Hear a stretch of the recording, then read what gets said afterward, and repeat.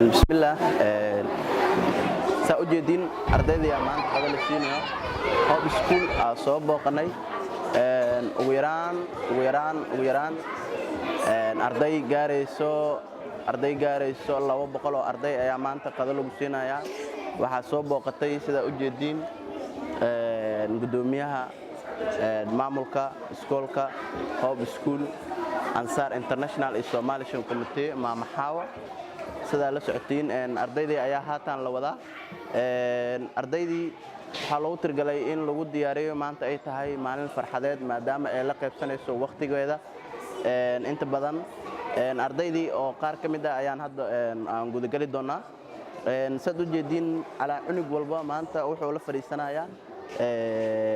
fariisanayaa faanto oo jeedin qadada specialka ah cabitaanada xitaa kala duwan yihiin waxa ku jiro زيتون ku jiro mango camba ku jiro hawshu waa badan tahay masha Allah xitaa kuma eka wiilal kaliya gabdha ku jiro ardayda saa u jeedin gabdhaha soo ayagana agoomana oo masaakiina iskoolka ay dhigtaan mar walbana iskoolka qayb ay ka yihiin kaalin lehad leh ardayda ee sanadadan la soo saaray kamid ah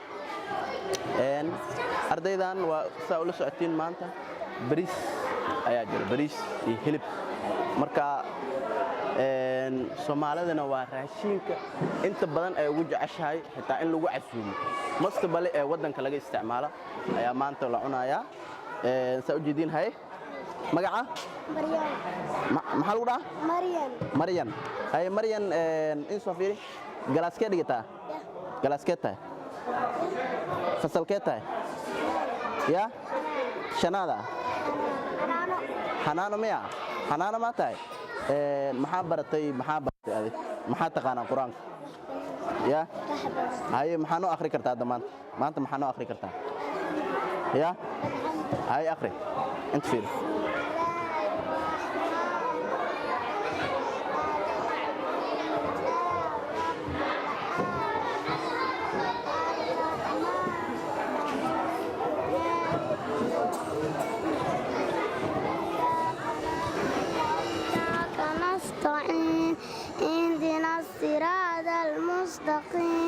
صراط الذين أنعمت عليهم غير المغضوب عليهم ولا الضالين آمين. اوكي ما شاء الله مقعة مريم maxaa lagu daraa يا مريم أحمد. اوكي maanta qadada maxaa waay bariis iyo maxaa kale hilib ay cabitaan kale كدري sidee u aragtaa marka aad maanta sidee u aragtaa farxadan aad u faraxsantahay Soomaa aywa jazakumullahu khayran waa maasantahay haatan saa u jeedinba waa socotaa oo ardaydii qadasiintooda ayaa socota raggan aa u jeedin waa raggii u hoolanaa oo hawsha maanta qabanayay ardaydii ayaa haatan waxa waay si toos ah qadadii u cuni doono insha Allah hadalkana ma sii badin doono Maama Xaawa oo gudoomiyaha Ansar ayaa hadda wax yar ka hor ardaydan inta kula hadli doonta hoolkan u jeedin maadaama lagu casuumay ardayda maanta qaaska ah ee iskuulka hoob dhigto maamada ayaa haddana la hadli doonta oo hadalkeeda iyo codkeeda intaba la wadaagi doonta iyo farxadeeda assalaamu calaykum waraxmatullaahi wabarakaatuh halkan u jeedin waa hoob school Ansar International oo ku leeyahay qaybta tabeelaha هاي بسم الله الرحمن الرحيم aad ayaa u mahadsantihiin soo dhaweynta ay ugu soo dhaweyseen iskuulka ardaydana sida nidaam kale ay u fariistaan oo wax u maqlayaan aad baad idinkaga mahad celinaya jasaakumullahu khayran idin leeyahay hawsha aawadiin dadka hawsha wadan waxaan leeyahay oo team Ansar waxaan idin leeyahay jasaakumullahu khayran hawsha aawadaan waxaan kaloo aan halkan uga mahad celinayaa dadka caawiya jooga Jarmalka iyo gobolada kaleba waxaan leeyahay aad ayaa idinkugu mahad celinaynaa inta aan caawinina way caawin karaan sababtoo iskuulka waa iskuul aan rabno in aan ka sameeyno centrum ah iskuul lagu barto xirfadaha kala duwan inay bartaan ich bin heute alhamdulillah rabbil alamin danke ich bin heute Hub School in Mogadischu Garisbaaldey. Diese Schule ist neu seit einem Jahr und wie ihr seht, wir haben viele Kinder kleine Kinder. Diese kleinen Kinder, wenn wir unterstützen und die Möglichkeit zu geben, dass die Schule regelmäßig besuchen. Weil, wie ihr wisst, in Somalia gibt es keine Regelschule. Weil seit 27 Jahren Bürgerkrieg ist. Durch Bürgerkrieg haben wir viele Schüler, die kostenlos waren, verloren. Jedes Kind muss $10 bezahlen, damit er besuchen kann. Viele dieser Kinder können nicht mal Mittagessen leisten. Wie sollen die denn $10 bezahlen? Und pro Familie hat 5 Kinder und das ist so viel Geld, dass sie diese Schule bezahlen. Wir überlegt, durch Hilfe von Ansar International und anderen Schwestern, dass sie unterstützen, monatlich diese Schule zu finanzieren, damit die Kinder kostenlos in die Schule kommen und dass die den ganzen Tag von 7 Uhr bis 4 Uhr bleiben diese Kinder in der Schule, diese Schule. Und die besuchen, die lernen ganz normale Schule, was man lernt. Und unser Ziel ist, dass jetzt, das ist kleine Kinder, aber unser Ziel ist ein großes Grundstück. Dieses Grundstück möchte, dass die lernen, ihre Zukunft selbst in die Hand zu nehmen. Das ist unser Ziel.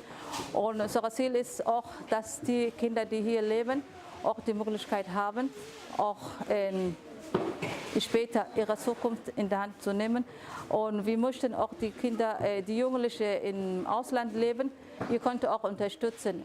Euer Wissen, ihr habt die Müssen, deswegen mache ich jetzt kurz hier. Alle, die unterstützen, ich sage Jazakumullahu khairan, danke. Die wollen unterstützen, ihr könnt auch an unserer Website, Ansar International oder Somalische Komitee gucken. Beide ist es gleich. Inshallah ta'ala, danke. Ihr könnt essen. aad baa umahadsantihiin sida ay ii dhegaysateen taanka waxaan idin leeyahay haddana cuntadan waa cuni kartiin bismillah ya raxiim waa aniga oo idinku soo noqday ardaydii ayaa haatan qadadii loo diyaariyey arday walbana hadda waa la fariisinayaa saa u jeedin gabdho ilaa walaa wiilal ardaydan inta badan aa u jeedin ujeedooda maanta farxad aad u weyn ayaa ka muuqata sababtoo ah mar un waa ku riyoonayeen in qof mas'uul ah oo ka yimaaday Jarmalka gaar ahaan maamaxaawo ay la kulmaan ay maanta farxadooda ay la qaataan ayna rabaana waxay ayaga ay niyadooda ku jirto ay u gudbiyaan sababtoo ah inta badan ardaydan waa arday agooman ah waa arday waxba aan haysanin waa arday inta badan saa u jeedin kaalmo noogu baahan haddaan nahay dadka Soomaaliyeed marka waxaa loo baahan yahay ardaydan mar walba masaakiinta ah ka farxi agoonta masaakiinta inta badan waa dareemi kartaa diinteena say u sheegtay xuquuqda ay leeyihiin dadka agoomanka iyo dadka masaakiinta qaas ahaan in marka waxaa idin leeyahay maalin wacan maanta waxay noo tahay maalin farxad ah maadaama ardaydan agoonta masaakiinta u jeedin waqtigooda aan la qaadanayno aan maantana xitaa aan la qadeynayno marka waxaa idin leeyahay insha Allah waa gaari doontaan yoolka aad leeyihiin waan rajeynaa inaad noqotaan madaxda dalka ee berita soo socdo insha Allah jazakumullahu khairan. Assalamu alaikum wa rahmatullahi wa barakatuh. Ich begrüße euch ganz herzlich die ganze unsere Community von Unterstützung, was ihr unterstützt.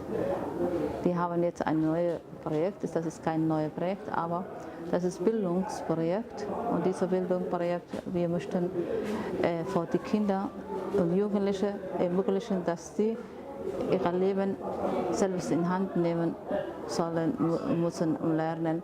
Deswegen, wir haben unser Projekt School ist Bildung für Hope School. Wir werden inshallah Zukunft in eine große Zentrum für Kinder und Jugendliche, Frauen und Mädchen, dass sie lernen, selbstständig zu leben und dass sie selbstständig auch ihre eigenen Weg gehen können und lernen können. Das ist unser Ziel und das ist sehr wichtig, weil es ist nicht möglich, dass wir immer unterstützen und dann die Probleme werden wir nicht ändern. Aber die Probleme durch Bildung möchten wir ändern. Deswegen brauchen wir eure Unterstützung. Wie ihr immer unterstützt habt, könnt ihr weiter Unterstützung. Und diese Vorhaben werden wir auch vermeiden, dass die Jugendlichen auf dem Weg nach Europa zu kommen.